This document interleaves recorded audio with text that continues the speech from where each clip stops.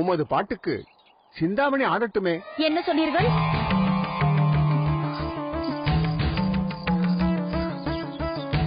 எனது ஆட்டத்திற்கு இவர் பாடுவதா? ஒரு பாட்டு சுதிலயம் இரண்டும் இணைந்திருக்கும் பரத கலையினில் பாவம் ஜதியிருக்கும் இவை சமநிலையே. என்ன இது? தங்களின் பெருமை தெரியாத தங்களை அவமதித்த என்னை மன்னித்து விடுங்கள். சிஷ்ய பாவத்தோடு கேட்பவருக்கு வித்தை கற்றுத் தருவது நமக்கு பெருமைதானே. அதனால்தான் மாலை நேரத்தில் வந்து சிறிது நேரம் கற்றுக் கொடுக்கிறேன் என்றேன். எப்படியோ பாட்டு கற்றுக் கொடுப்பதோடு இருந்தால் சரி. இதுவரை எவருக்குமே அடங்காத இந்த சிந்தாமணி உங்கள் குரலுக்கு அடிமையாகவே மாறிவிட்டேன். நான் தான் சாப்பிட்டு விட்டேன் என்கிறேனே. மறுபடியும் சாப்பிடு என்றால் எப்படி முடியும்? நீ சாப்பிட்டால் சாப்பிடு, இல்லாவிட்டால் விடு.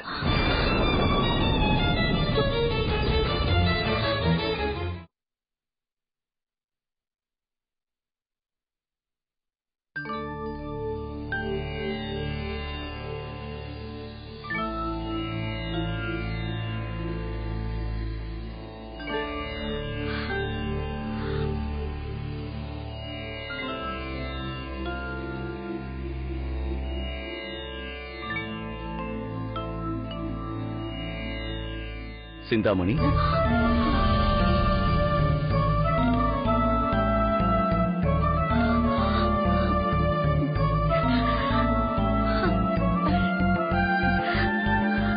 சுவாமி,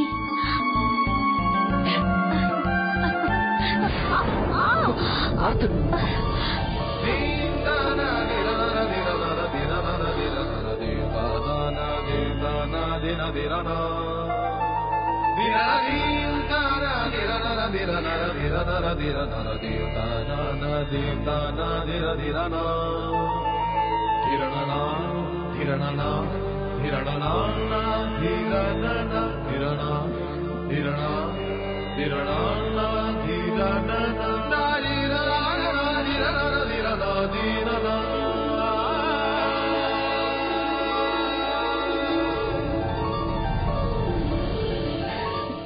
பார்த்து வரக்கூடாதா?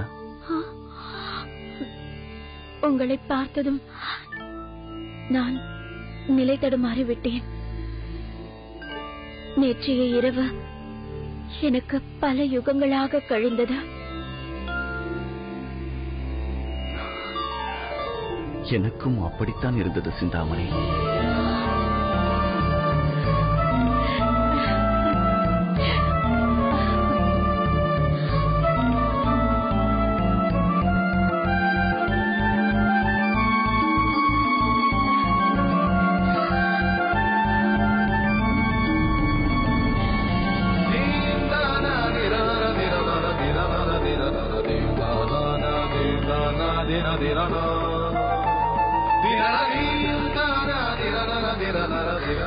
சுவாமி, உங்களின் நிழலாக என்றும் உங்களுடனேயே இருக்க ஆசைப்படுகிறேன்.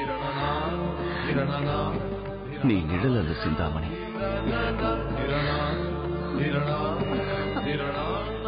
நிஜம். என்னுள் பாதி. இனி நம்மை யாரும் பிரிக்க முடியாது.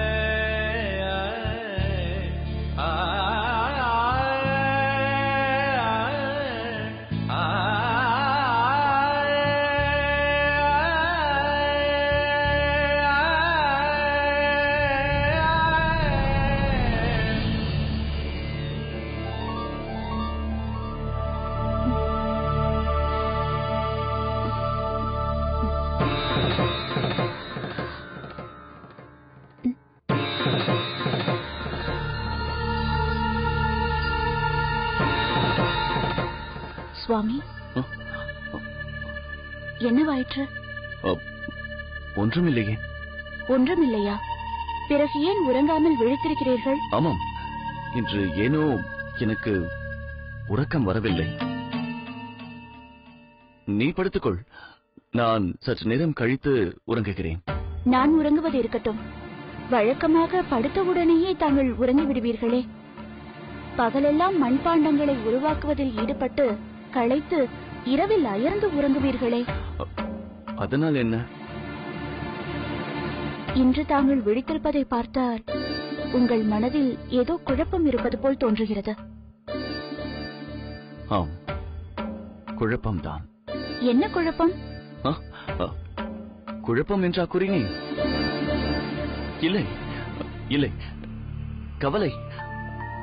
கவலை. நாளை கொடுப்பதாக கூறியிருந்த அளவிற்கு பானைகளை உருவாக்க முடியுமா என்ற கவலை. அதைத்தான் சிந்தித்துக் கொண்டிருக்கிறேன். அதற்கென்ன செய்வது? இன்று தூறலாக இருந்ததால் சூளை போட முடியவில்லை. மழைக்காலத்தில் நமது வேலை தாமதமாகத்தான் நடக்கும் என்பது அவர்களுக்கு தெரியாதா? ஆமாம் ஆமாம், சரியாக சொன்னாய். எவ்வளவுதான் வேலையில் சுமைகள் இருந்தாலும் அதை பற்றியெல்லாம் கவலைப்படாமல் வேலையின் வேகத்தை கூட்டி தேவையான பாண்டங்களை செய்து முடித்து விடுவீர்களே. இப்படி என்றும் நீங்கள் கவலையில் ஆழ்ந்து நான் பார்த்ததில்லையே. இன்று வேறு ஏதோ யோசனை போல் தோன்றுகிறதே. சொல்லுங்கள், என்ன யோசனை? என்ன நீ தேவையில்லாமல் துருவி துருவி கேள்வி கேட்டுக் கொண்டிருக்கிறாய்? ஒரு ஆண்மகனுக்கு 1000 சிந்தனைகள், 1000 கவலைகள் இருக்கும். அது அனைத்தையும் உன்னிடம் சொல்லிக் கொண்டிருக்க முடியுமா? இப்போது என்ன? நான் உறங்க வேண்டும், அவ்வளவுதானே? சரி, நான் உறங்குகிறேன். நீயும் எந்த கேள்வியும் கேட்காமல் படுத்துறங்க.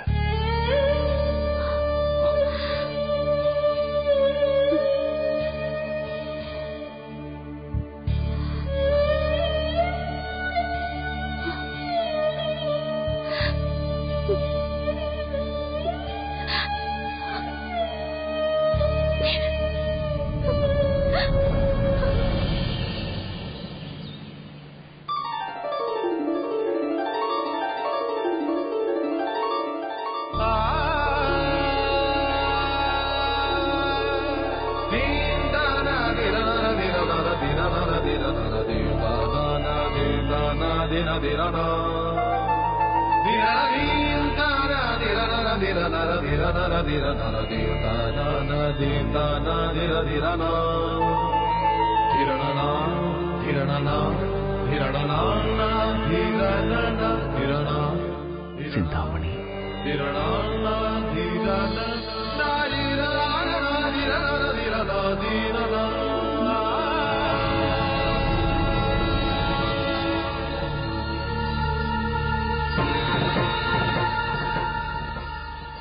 சுவாமி,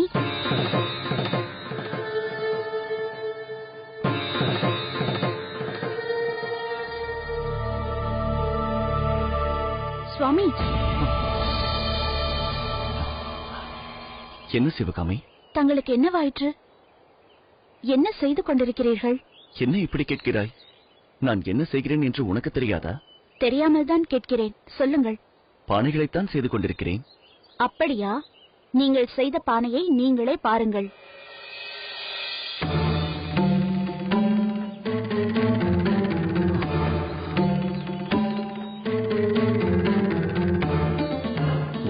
இது எப்படி இவ்வாறு ஆயிற்று?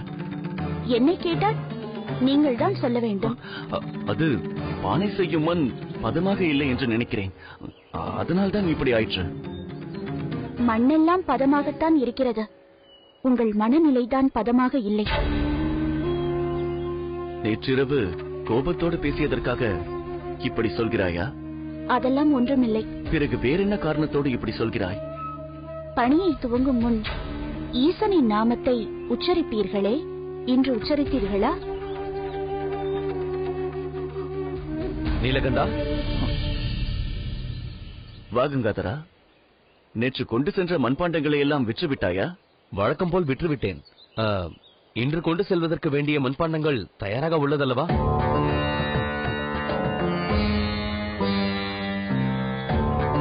என்ன யோசிக்கிறாய் நீலகண்டா? பானைகள் தயாராகவில்லை கங்காதரா. நீலகண்டா, என்னவாயிற்று? எப்போதும் அதிகாலையிலேயே எழுந்து தேவையான பானைகளை தயார் செய்து விடுவாயே, இன்று ஏன் இன்னும் ஒரு பானையை கூட உருவாக்கவில்லை? இரவில் உறங்கினால்தானே காலையில் விழிப்பு வரும். உறங்குவதில்லையா?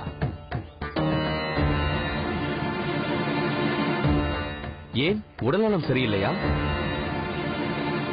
உடல் நலம் நன்றாகத்தான் இருக்கிறது, மனம்தான் சரியில்லை. சிவகாமி,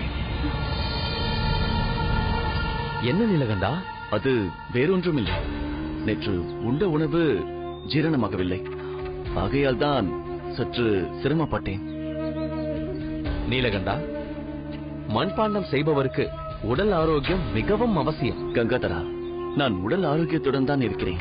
இல்லை நீலகண்டா, சில நாட்களாக நீ செய்யும் மண்பாண்டங்கள் முன்போல் வலிமையாக இல்லை. மெதுவாக வைத்தாலே பட்டென்று உடைந்து விடுகிறது என்று வழக்கமாக வாங்கும் வாடிக்கையாளர்கள் சொல்கிறார்கள். வியாபாரத்தில் எப்பொழுதும் தரம்தான் முக்கியம்.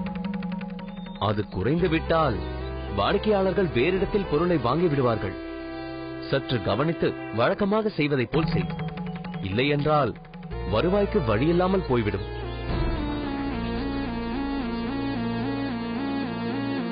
இது போனால் என்ன? அவருக்குத்தான் வருவாய்க்கு வேறு வழி இருக்கிறதே. வேறு வழி இருக்கிறதா? என்ன சொல்கிறாய் சிவகாமி? பானை செய்யும் பணி போனால் என்ன, பாட்டு சொல்லித்தரும் பணி இருக்கிறதல்லவா, அதை சொன்னேன். சிவகாமி, என்ன பேசுகிறாய் என்று தெரிந்துதான் பேசுகிறாயா? நான் என்ன பொய்யா சொல்கிறேன்? அவர் கேட்டதற்கு பதில் சொல்கிறேன், அவ்வளவுதானே. அதையெல்லாம் நான் பார்த்துக் கொள்கிறேன். நீ சென்று உள்ளே உள்ள பணியை கவனி. கங்காதரா, நீ சென்று மாலை வா. அதற்குள் உனக்கு தேவையான பானைகளை செய்து வைத்து விடுகிறேன். நீலகண்டா, ஒரு நாள் வியாபாரம் கைமாறினாலும் பின் வாடிக்கையாளர்கள் அமைவது கடினம். அதனால் கவனமாக செய். நான் வருகிறேன்.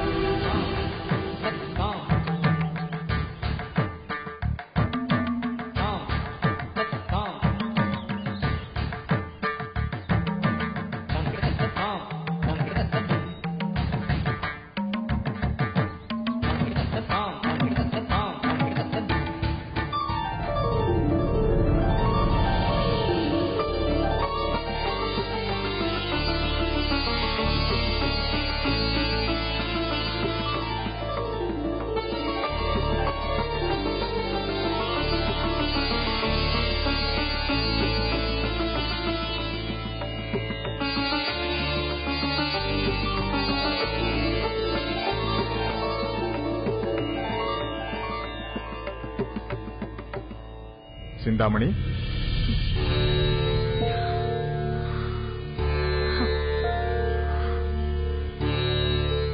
வாருங்கள் வாருங்கள். உங்களை பார்த்து எவ்வளவு நாட்கள் ஆகிறது. இப்பொழுதாவது வந்தீர்களே, அமருங்கள்.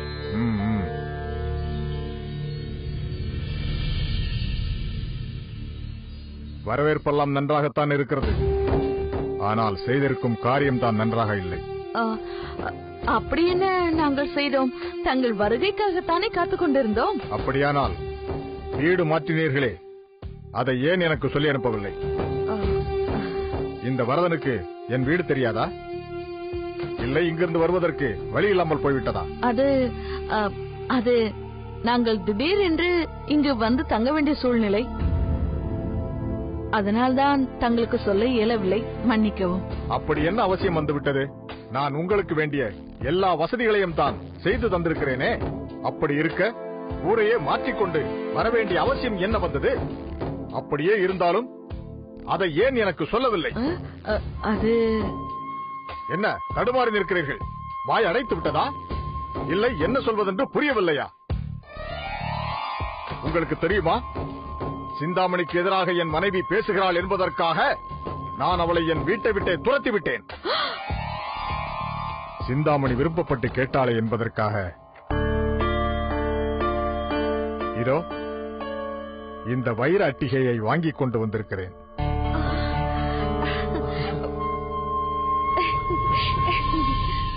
பார்த்தாயா சிந்தாமணி, பண்ணையார் தன் மனைவியை விரட்டிவிட்டு உனக்காக இந்த வைர அட்டிகையை வாங்கி வந்திருக்கிறார். இதில் இருக்கும் ஒவ்வொரு கல்லும் எப்படி ஜொலிக்கிறது என்று பார். இதை நீ அணிந்து கொண்டால் வானத்திலிருந்து வந்த தேவதையை போல் இருப்பாய். வா சிந்தாமணி, வா, வந்து வாங்கிக்கொள், வா.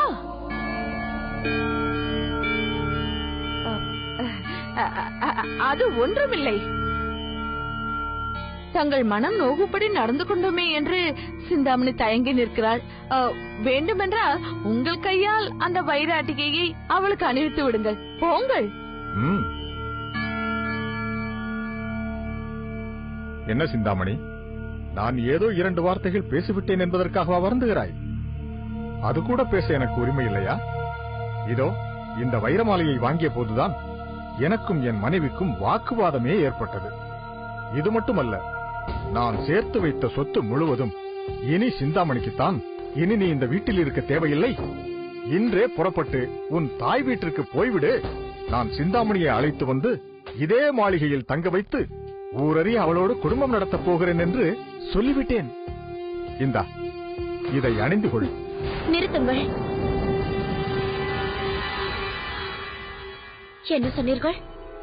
அக்னி சாட்சியாக தாலி கட்டி மணந்து கொண்ட மனைவியை எனக்காக துரத்திவிட்டேன் என்றா சொன்னீர்கள்?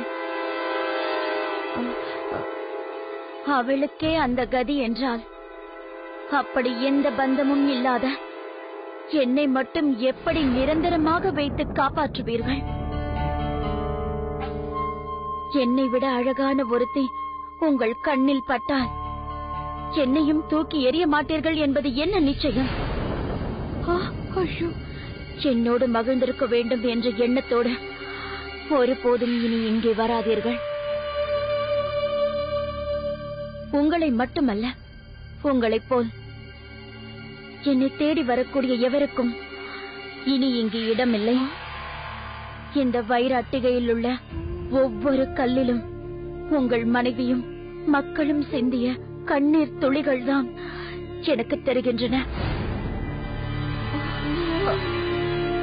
இதை நான் அணிந்து கொண்டால் அவையெல்லாம் தீயாக மாறி என்னை சுடுமே தவிர எனக்கு இன்பம் அளிக்காத. இப்படி யார் எதை கொண்டு வந்தாலும் அதை ஏற்க நான் தயாராக இல்லை. முடிந்தால் இதை உங்கள் மனைவிக்கு அணிவித்து அழகு பாருங்கள். இல்லாவிட்டால் குப்பையில் தூக்கி போடுங்கள். ஐயோ, இனி ஒருபோதும் இப்படி வருவதை நான் அணிந்து கொள்ள மாட்டேன். போங்கள், போய்விடுங்கள். சித்ராங்கி, இதெல்லாம் என்ன? என்னோடு பேசியவள் சிந்தாமணி தானா? நான் இப்போது கேட்டதெல்லாம் அவள் சுய உணர்வோடு பேசியதுதானா? எனக்கு ஒன்றுமே புரியவில்லையே. நீங்கள் தவறாக நினைத்துக் கொள்ள வேண்டாம். இப்பொழுது அவள் ஒரு பிரமையில் இருக்கிறாள். அந்த நீலகண்டனின் பாட்டு அவளை இப்படியெல்லாம் ஆட்டி படைக்கிறது. என்ன சொல்கிறாய்? யார் அந்த நீலகண்டன்? அவன் இந்த ஊரில் மண்பாண்டம் செய்பவன். கேட்பவர் மயங்கும் அளவிற்கு பாடும் திறமை படைத்தவன். அவன் மட்டும்தான் இப்போது இங்கு வந்து போய் கொண்டிருக்கிறான். அதனால எங்களுக்கு எந்த பயனும் இல்லை. எப்படி அவனை இங்கு வரவிடாமல் தடுப்பது என்று எனக்கு தெரியவில்லை. இவள் வாழ்க்கையில் குறுக்கிடாதபடி அவனை எப்படியாவது தடுத்து நிறுத்த வேண்டும். அப்போதுதான் அவளுக்கு பிடித்திருக்கும் பிரம்மை நீங்கும். அவள் பழைய சிந்தாமணியாக மாறுவாள். சொல்லிவிட்டாய் அல்லவா? இனி நான் பார்த்துக் கொள்கிறேன். உடனடியாக அவன் இந்த ஊரை விட்டு ஓடும்படி செய்கிறேன். முடியாவிட்டால் உலகத்தை விட்டு அனுப்பிவிடுகிறேன். நான் சிந்தாமணியை அடைவதற்கு தடையாக எவர் வந்தாலும் அவர்களை உயிரோடு விடவே மாட்டேன். வருகிறேன். வைர அட்டிகை.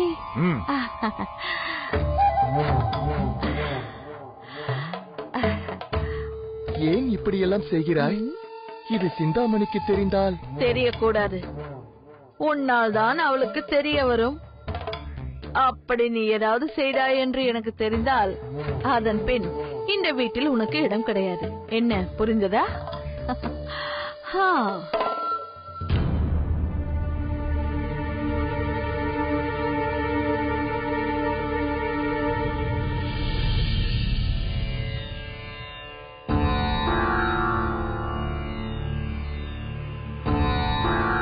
சில நாட்களாக அவர் மாலை நேரத்தில் கோவிலுக்கு போய்விட்டு திரும்பும்போது அந்த நாட்டியக்காரி சிந்தாமணியின் வீட்டிற்கு போய்விடுகிறாராம். பாட்டு சொல்லி தருவது ஒன்றும் பெரிய பிரச்சனை இல்லை. ஆனால் அதை காரணமாக கொண்டு நள்ளிரவு வரை அங்கு தங்கிவிட்டு வருகிறார் என்பதுதான் சற்று நெருடுகிறது. நான் தான் சாப்பிட்டு விட்டேன் என்கிறேனே, மறுபடியும் சாப்பிடு என்றால் எப்படி முடியும்? நீ சாப்பிட்டால் சாப்பிடு, இல்லாவிட்டால் விடு.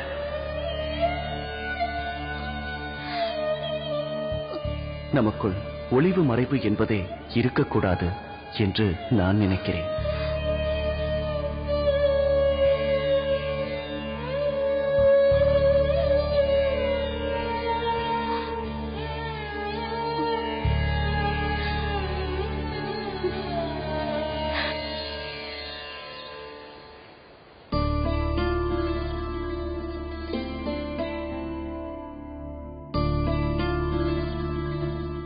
ஏய் தாரணி, சமையல் முடிஞ்சதா இல்லையா? அதற்குள் ஜம்பமாக உட்கார்ந்து துணிகளை மடிக்க ஆரம்பித்து விட்டாயா? வழக்கம் போல்தான் தயாராகி கொண்டிருக்கிறது. எனக்கு என்ன 4 கைகளா இருக்கிறது? என்னடி முணுமுணுக்கிறாய்? சமையல் ஆகிவிட்டதா இல்லையா? ஆகிவிடும் அத்தை. குழந்தை எப்படி அடி பசி தாங்கும்? அதற்கு நேரத்தோட உணவு கொடுக்க வேண்டாமா? உனக்கு அக்கறை என்பதே துளி கூட இல்லை. ஆமாம் ஆமாம், குழந்தையிடம் பெரிய அக்கறைதான். இவருக்கு பசி வந்துவிட்டது. குழந்தை பேரை சொல்லி பூதம் கொட்டிக் கொண்டது என்பார்களே, அப்படி தான் கொட்டிக்கொள்ள குழந்தையை காரணம் காட்டுகிறார். குழந்தையின் மேல் ரொம்ப அக்கறைதான். என்னடி உள்ளுக்குள்ளே பேசுகிறாய்? நான் என்ன எனக்காகவா கேட்கிறேன்? உன் குழந்தைக்காக கேட்கிறேன், என் பேரப்பிள்ளைக்காக கேட்கிறேன். எங்கே மீனு? மீனு, மீனு. டேய் கங்காதரா. அம்மா, என்னவாயிற்றம்மா? கூறுங்கள். குழந்தை உன் கூடவா இருக்கிறார்? இல்லையம்மா. இல்லையா? மீனோ, மீனோ. அம்மா, குழந்தைக்கு மீனாட்சி சுந்தரம் என்று அழகான பெயர் வைத்திருக்கிறோம். அதை ஏனம்மா இப்படி மீனு மீனு என்று நம் வீட்டில் மீன் சமைத்தது போல் கூப்பிடுகிறாய்? சும்மா இருடா. இவன் ஒருவன் எப்பொழுது பார்த்தாலும் வக்கனையாக பேசிக்கொண்டு. நானா? பிறகு என்ன? நான் அப்படி கூப்பிட்டால்தான் என் பேரன் ஓடி வருவான். மீனோ, மீனோ. ஏண்டி தாரணி, நான் ஒருத்தி கழுதை கத்துவது போல் கத்திக் கொண்டிருக்கிறேன், நீ பேசாமல் இருக்கிறாய்? கழுதை கத்துவதற்கெல்லாம் மனிதர்கள் எப்படி பேச முடியும்? அடியே, நான் கேட்டது உன் காதில் விழுந்ததா இல்லையா? என் பேரன் எங்கே? சிவகாமிதான் அழைத்து சென்றாள். அவன் நீலகண்டர் அண்ணன் வீட்டில் தான் இருப்பான். ஓஹோ, அதனால்தான் நான் இப்படி கத்திக் கொண்டிருப்பதையும் பார்த்து பொருட்படுத்தாமல் இடித்த புலி போல் இருக்கிறாயோ? அங்கே ஏறடி போக விட்டாய்? அவளிடம் ஏன் என் பேரனை அனுப்பினாய்? நானா அனுப்பி வைத்தேன். குழந்தை தானாக அங்கு ஓடுகிறான். அப்படியே ஓடினாலும் இழுத்து பிடித்து நிறுத்த வேண்டியது உன் பொறுப்பல்லவா? அவனை போக விடலாமா? அம்மா, இது என்ன பேச்சு? நீலகண்டன் நம்மை சேர்ந்தவன் தானே. அவனிடம் உள்ள பொருட்களை வாங்கி சென்றுதானே நான் விற்பனை செய்து கொண்டிருக்கிறேன். அங்கிடம் குழந்தை சென்றால் என்ன? உனக்கு இதெல்லாம் புரியாது. உன் தொழில் விஷயம் வேறு, இது வேறு. நீ இதில் எல்லாம் தலையிடாதே. அந்த சிவகாமி என்னை மதிப்பதே இல்லை. உன் மனைவிக்கு பரிந்து பேசுவதாக நினைத்துக் கொண்டு என்னையே எதிர்த்து பேசுகிறாள். நான் இப்பொழுதே சென்று என் பேரனை அழைத்துக் கொண்டு வருகிறேன். வேண்டாம் அம்மா, சொன்னால் கேள். இன்னும் சிறிது நேரத்தில் சிவகாமியே குழந்தையை இங்கு கொண்டு வந்து விட்டு விடுவாள். அதுவரை என் பேரனை அங்கேயே விட்டு வைப்பதா? முடியாது. அத்தை, சிறிது நேரம் குழந்தை அங்கேயே இருக்கட்டும். இங்கே நாம் எது கொடுத்தாலும் சாப்பிட மறுக்கிறான். சிவகாமி ஏதாவது விளையாட்டு காட்டி உணவு ஊட்டி விடுகிறாள். அவனும் சாப்பிட்டு விடுகிறான். சிவகாமி அவனிடம் மிகவும் பாசமாக இருக்கிறாள். அதனால்தான் குழந்தை அங்கேயே ஒட்டி கொண்டான். குழந்தையும் தெய்வமும் கொண்டாடும் இடத்திலே என்பது போல் அவன் அங்கேயே இருக்க ஆசைப்படுகிறான். என்னடி சொன்னாய்? அவள் பாசமாக இருக்கிறாளா? அவள்தான் குழந்தையை கொண்டாடுகிறாளா? நான் என் பேரனை சீராட்டி பாராட்டி வளர்க்கவில்லை.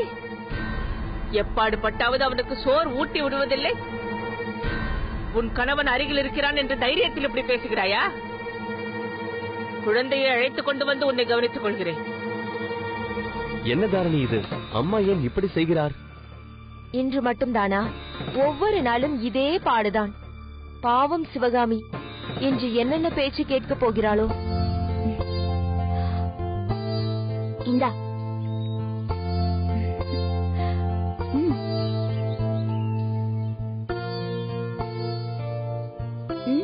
அத்தை, இது என்ன? இது பானை. இதை வைத்து என்ன செய்வார்கள்? ஆற்றிலிருந்து நீர் கொண்டு வரலாம், உணவு சமைக்கலாம். இந்த பானையில் ஏன் வர்ணம் பூசி இருக்கிறார்கள்? அது செல்வந்தர்களின் வீடுகளில் உபயோகிக்கும் பானை. அவர்கள் எந்த பொருளை உபயோகித்தாலும் அது பார்ப்பவர்களை கவர வேண்டும் என்று நினைப்பார்கள். ஆகையால் தான் வர்ணங்களை பூசி அழகாக வடிவமைத்திருக்கிறோம். இதையெல்லாம் யார் செய்தது? உன் மாமா தான் செய்தார். மண்பாண்டங்கள் செய்வதில் அவருக்கு இணை இந்த தில்லையில் வேறு யாருமே இல்லை. ஏன் இல்லை? நான் இருக்கிறேன். என்ன கண்ணா சொல்கிறாய்? நான் பெரியவனானதும் மாமாவை விட மிக அழகாக பானைகள் செய்வேன். அப்போது எனக்கு இணை இந்த தில்லையில் யாரும் இருக்க முடியாது. அதற்கு இன்னும் நிறைய வருடங்கள் இருக்கிறது. அப்பொழுது பார்த்துக் கொள்ளலாம். இப்பொழுது சாப்பிடு. இல்லை இல்லை, நான் பானைகள் செய்துவிட்டு தான் சாப்பிடுவேன். மண்ணில் கை வைத்தால் கை அழுக்காகிவிடும். முதலில் சாப்பிடு, பிறகு மண்ணில் கை வைக்கலாம். முடியாது. இல்லையே, நான் சாப்பிட மாட்டேன். என்ன இது இப்படி அடம் பிடிக்கிறாய்? சரி, சிறிது நேரம்தான் விளையாட வேண்டும், பிறகு சாப்பிட வேண்டும். விளையாடுவதா? நான் பானை செய்ய போகிறேன். சரி, போய் செய். பார்த்து, மெதுவாக.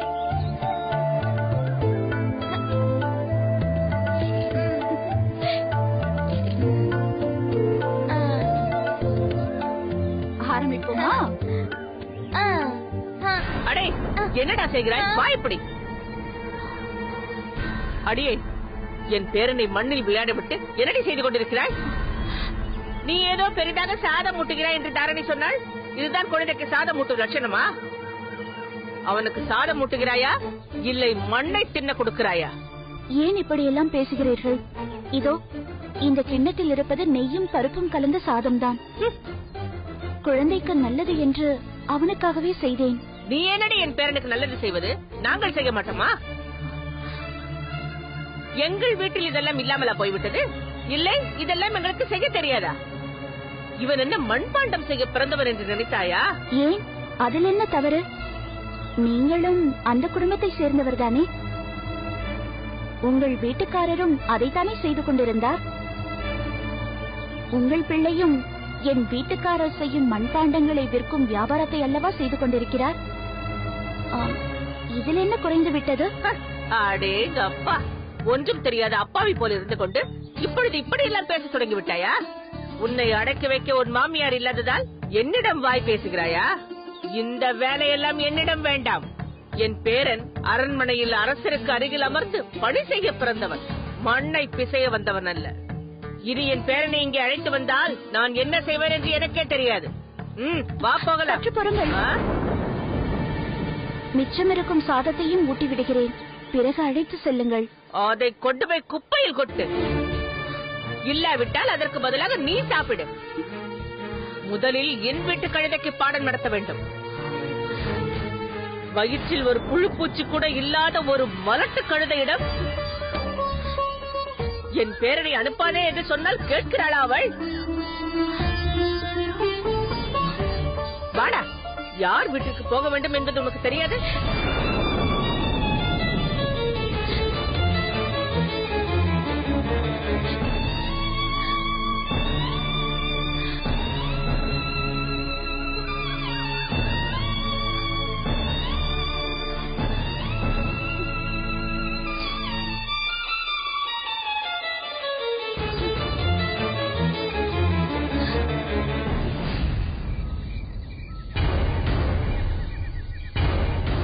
நீங்கள் சொல்லும் நீலகண்டனை பற்றி எங்களுக்கு நன்றாக தெரியும். அவன் தினமும் கோவிலுக்கு வந்து பாடுபவன், பானை சட்டிகளை செய்து பிழைப்பவன் அவன்தானே? அவனேதான் ஐயா. அவனிடம் உள்ள மண்பாண்டங்களை சிலர் அவனது வீட்டிற்கே வந்து வாங்குவார்கள். சில பேர் அவைகளை வாங்கி வெளியூருக்கு கொண்டு போய் விற்பார்கள். அப்படியானால் அவன் வீடு விட்டால் கோயில், கோயில் விட்டால் வீடு என்றுதான் இருப்பானா? இல்லை இல்லை, தமக்கு மிகவும் வேண்டியவர்கள் என்றால் அவனை நேரடியாக சென்று மண்பாண்டங்களை அவர்களிடம் கொடுத்து விட்டு வருவார். அவ்வாறு சென்ற அவன் இன்னும் சிறிது நேரத்தில் இந்த வழியாகத்தான் திரும்பி வருவார். பிறகென்ன, அவன் கதையை முடித்து விடுங்கள். இதோ பொற்காசுகள். இப்போதைக்கு இதை பிரித்துக் கொள்ளுங்கள். வேலையை முடித்துவிட்டு வந்த பிறகு உங்கள் ஒவ்வொருவருக்கும் தனித்தனியே இதை போன்ற பொன்முடிப்புகள் கிடைக்கும். இது போதும், மற்றதை நாங்கள் பார்த்துக் கொள்கிறோம்.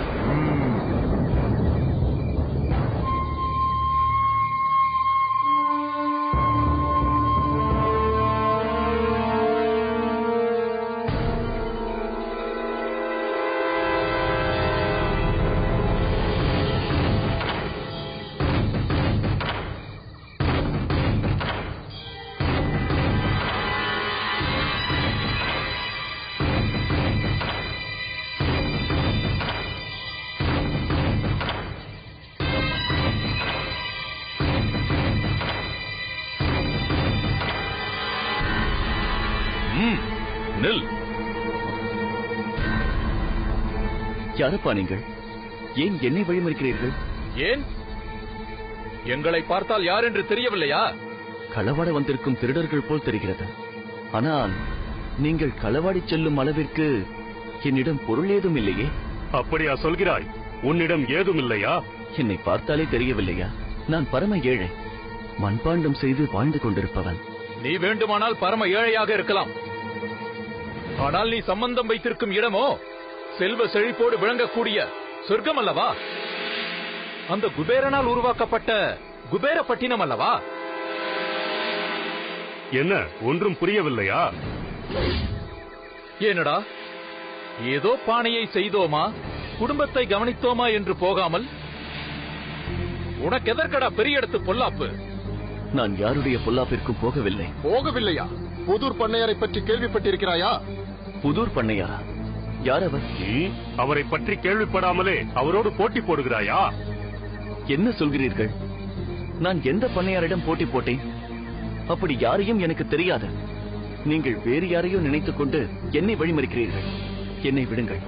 ஏய், அவ்வளவு சுலபமாக எங்களிடமிருந்து தப்பிக்கலாம் என்று நினைக்கிறாயா? எனக்கு புரியவில்லை. சிறிதும் சம்பந்தமில்லாத யாரோ ஒரு பண்ணையாரை பற்றி கேட்கிறீர்களே, அவருக்கும் எனக்கும் என்ன சம்பந்தம்? அடே, நீ இப்போது உறவு வைத்துக் கொண்டிருக்கிறாயே சிந்தாமணி, அவளை யார் என்று நினைத்துக் கொண்டிருக்கிறாய்? அவள் எங்கள் பண்ணையாருக்கு சொந்தமடா. எங்கள் பண்ணையார் பொன்னையும் மணியையும் கொடுத்து அவளை விலை கொடுத்து வாங்கியிருக்கிறார். அப்படிப்பட்ட ஒரு பொக்கிஷத்தை நீ ஒரு சாதாரண பாடலை பாடி அவளை மயக்கி எங்கள் பண்ணையாரிடமிருந்து அபகரிக்க பார்க்கிறாயா? நான் யாரையும் மயக்கவில்லை. என்னுடைய பாடல் அவளுக்கு பிடித்திருந்தது. என்னை போலவே அவளும் பாட வேண்டும் என்று ஆசைப்பட்டாள்.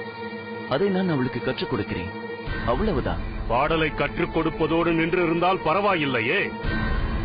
ஆனால் நீ அவற்றையும் மீறி பள்ளி அறை பாடம் அல்லவா கற்றுக் கொடுத்துக் கொண்டிருக்கிறாய். நீங்கள் அளவுக்கு மீறி ஏதேதோ பேசிக் கொண்டிருக்கிறீர்கள்.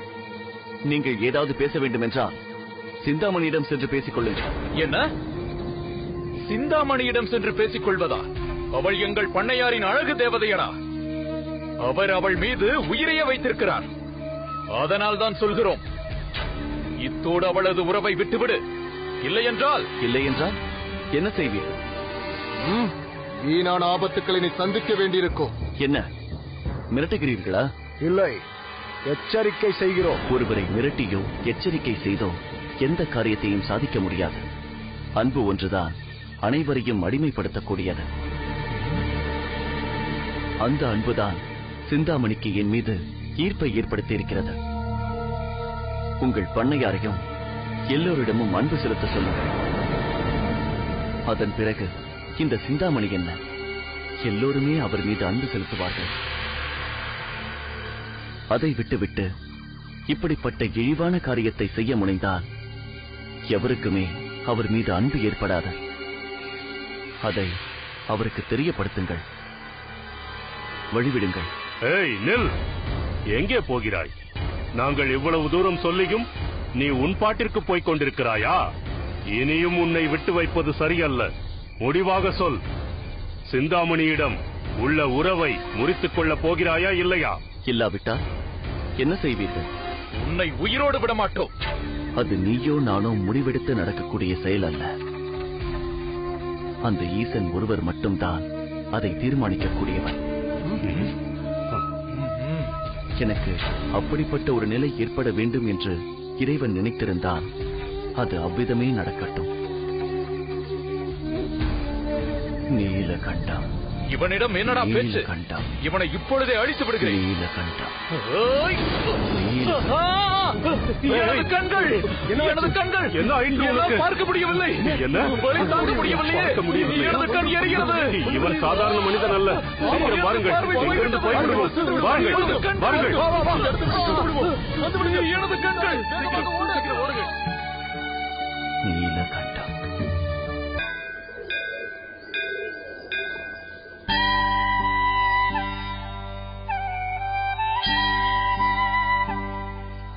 நடராஜ பெருமானே,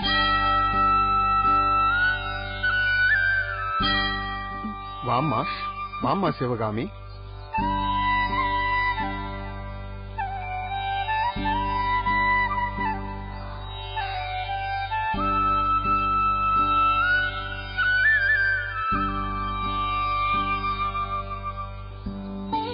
சிவகாமி, பெற்றுக்கொள்ளம்மா.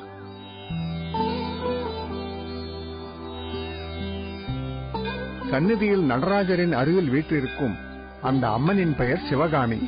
ஆகையால் நான் உன்னை அழைக்கும் போதெல்லாம் அந்த அம்பாளையே நினைத்துக் கொள்கிறேன். நீயும் அந்த அம்பாளை போலவே நீலகண்டருடன் நித்திய சுமங்கலியாய் வாழ வேண்டும். பெற்றுக்கொள்ளம்மா. ஈசனின் அருளால் உன் மனதிற்கு நல்லதே நடக்கும்.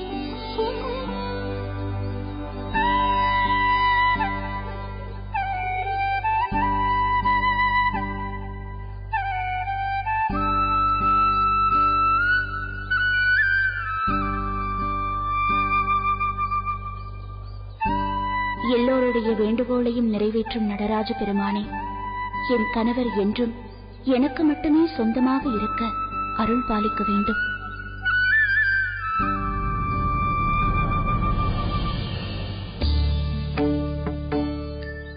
அனைவர் விருப்பத்தையும் நிறைவேற்றும் அம்பலத்தரசே, நீலகண்டருக்கு என் மீது ஏற்பட்ட விருப்பம் எப்போதும் மாறிவிடாதபடி நீதான் காப்பாற்ற வேண்டும்.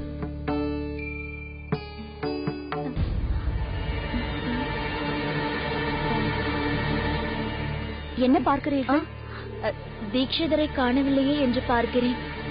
அவர் இப்பொழுதுதான் பூஜையை முடித்துவிட்டு சென்றார். பிரசாதம் வாங்கவில்லையே, அதற்காகத்தான் பார்க்கிறீர்களா? இதோ இதை வாங்கிக் கொள்ளுங்கள். இல்லை, அது உங்களுக்கு தந்த பிரசாதம் அல்லவா? அதனால் என்ன? தெய்வம் தந்த பிரசாதம் பொதுவானதுதான். இருப்பினும் இது தங்களுக்காக தரப்பட்ட மங்கள பொருள் அல்லவா?